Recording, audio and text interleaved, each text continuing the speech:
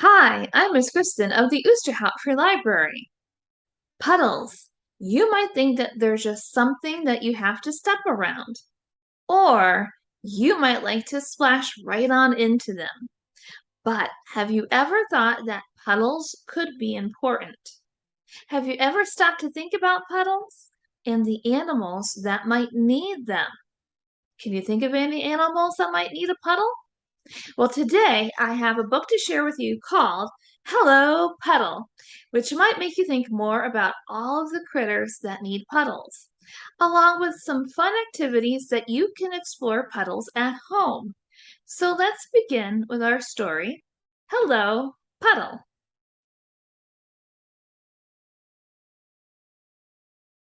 Hello, Puddle, written by Anita Sanchez and illustrated by Luisa Uribe, published by Clarion Books. Hello, Puddle. Who's here? Tadpoles wriggle and squiggle. Toad eggs will hatch in a few days, and tadpoles will quickly turn into tiny toadlets. Seeds take root. Grasses, wildflowers, and tree seedlings soak up water, sending out leaves and roots. Swallows loop the loop. Barn swallows grab a beakful of mud. They'll raise their babies in a dried mud cradle. Mother turtle scratches and digs. A female turtle needs soft soil to dig a hole and lay eggs. Warmed by the sun, baby turtles will hatch out weeks after she's back in the pond. Ducklings nibble. Ducks scoop up puddle water with their beaks to strain out tiny bugs and plants. Snails make tracks. Moist, slimy skin helps snails soak up air to breathe.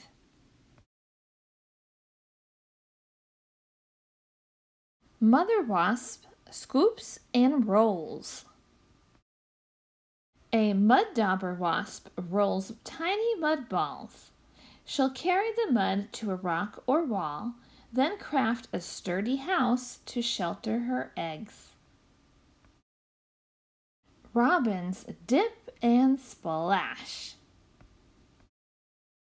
Birds love a good bath.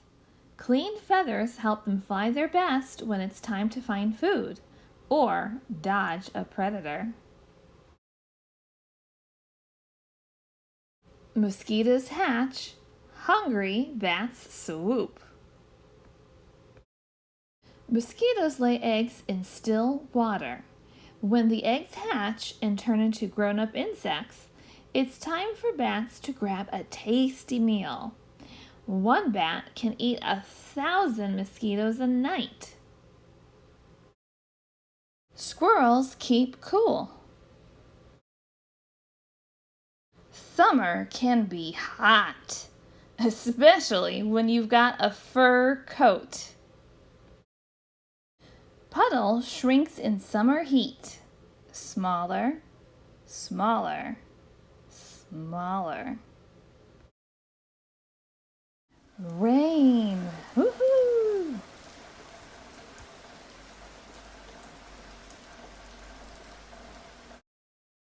Butterflies feast.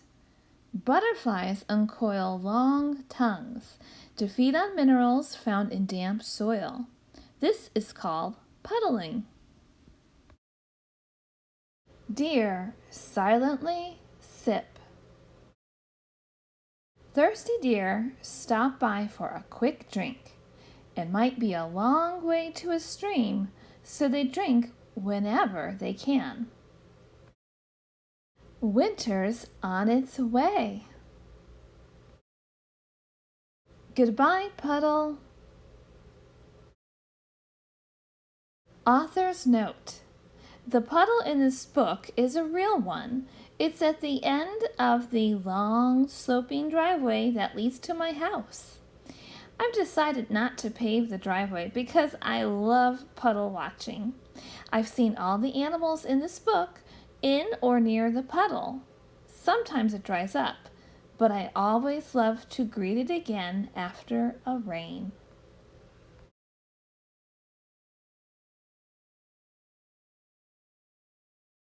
Wow! Did you know that all those animals like frogs, mosquitoes, birds, butterflies, and even squirrels need puddles? That was pretty cool to find out that this book was inspired by the author's own puddle that was in her driveway. That's where she saw all of those animals that were in the book, right there at her puddle. The author also shared some more interesting information about the puddles. And she also included some ways that you can make your own puddle and watch some wildlife close to your home. Let's take a closer look. Welcome, Puddles! A puddle is much more than a wet spot in the dirt. Puddles are homes, bathtubs, and drinking fountains for wildlife. They also provide a key ingredient for animal homes: mud. Puddles can be anywhere: a schoolyard, a forest, or even a city park. Even a tiny puddle the size of a saucer can be a spot for small creatures to dive in. Deeper puddles are breeding places for toads, salamanders, or insects. Shallow puddles thick with mud aren't as good for bathing or drinking, but they provide sturdy building materials for birds or wasps.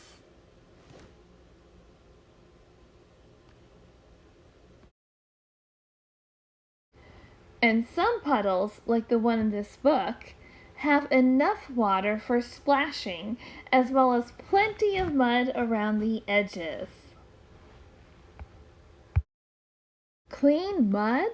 Mud might be gooey and make your fingers or toes dirty, but it's just soil that's gotten wet. But not every puddle is a clean puddle.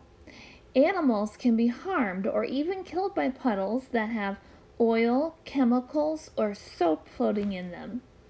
If you scrub your dog with flea soap or wash the car or spray the lawn with weed killer, that can create puddles. But those are no place for animals to drink or for you to splash in. Here are some fun ways that you can make your own puddle. Now, during a drought, even tiny sources of water can mean the difference between life and death for small animals. Work with an adult to find ways to create your own puddles. You can put a shallow dish or pie pan on the ground and fill it with small stones or marbles. Add water for an instant puddle. The stones will help keep small insects from drowning. You can buy or make a bird bath from a shallow dish and watch the birds have fun. You can use an old pie pan and add some stones, add a little rest right in the middle, and then you'll have a lovely bird bath. Now remember to change the water every few days to keep it clean and fresh for the birds and to discourage mosquitoes. If possible, consider leaving a hose dripping for a little while each day. Thirsty birds will often spot moving water and come to investigate. You could also find a spot of bare ground and pour a pitcher of water on it once a day. The mud this creates can provide a snack for butterflies. Watching wildlife. Water is like a magnet for living things.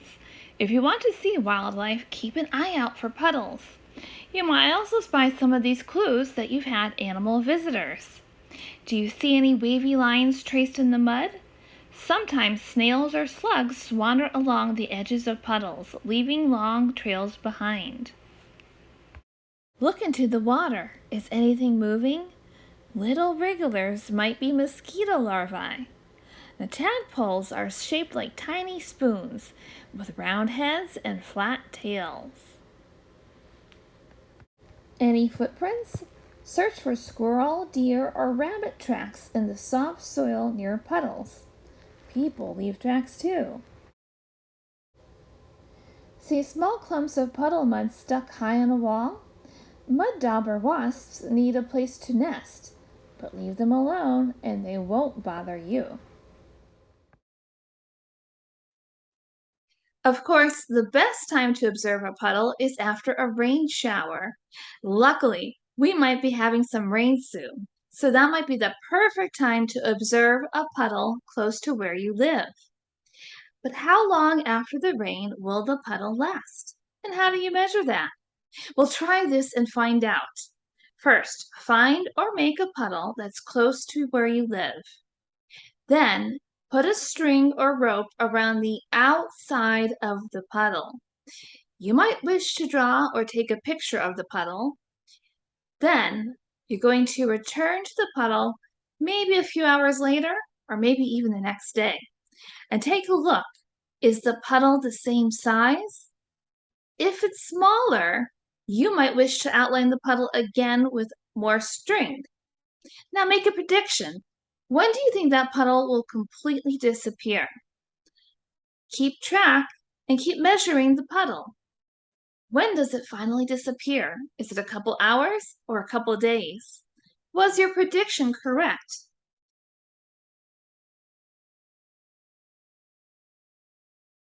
Now here are some questions for you to explore. Was it a sunny or warm day, or was it humid outside?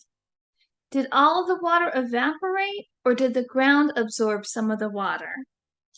Who knows what else you might find visiting your puddle? Did you notice any observations of any other animals or creatures at your puddle? I hope you have fun exploring, and we'll see you next time. Bye!